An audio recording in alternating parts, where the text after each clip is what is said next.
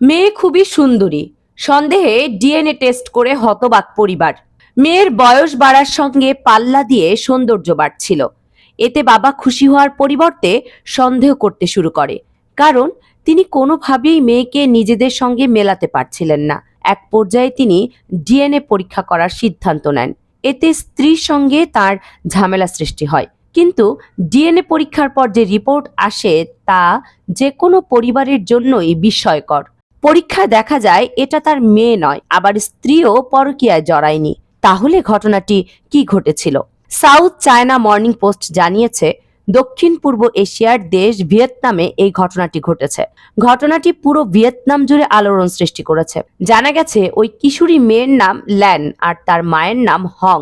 Hong জানান, মেয়ের সৌন্দর্য নিয়ে তার স্বামী শুরু থেকে সন্দেহ করে আসছিলেন। তিনি প্রথম থেকেই সন্দেহ করতেন ল্যান তার সন্তান নয়।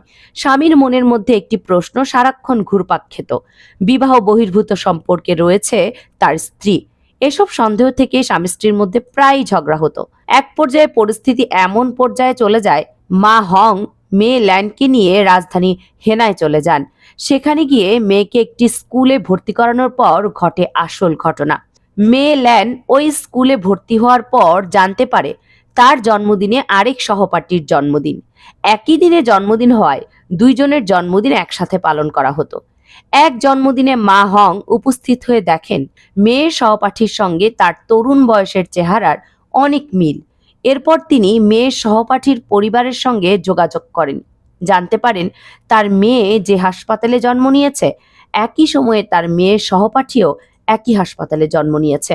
এরপর উভয় পরিবার ডিএনএ পরীক্ষা করার সিদ্ধান্ত নেয়।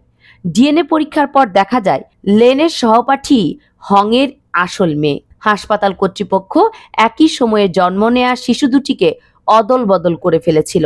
এই ঘটনা সামনে আসার পর পুরো ভিয়েতনাম জুড়ে আলোড়ন সৃষ্টি হয়। কামরুন নাহার রাখি, কেএনআর মিডিয়া।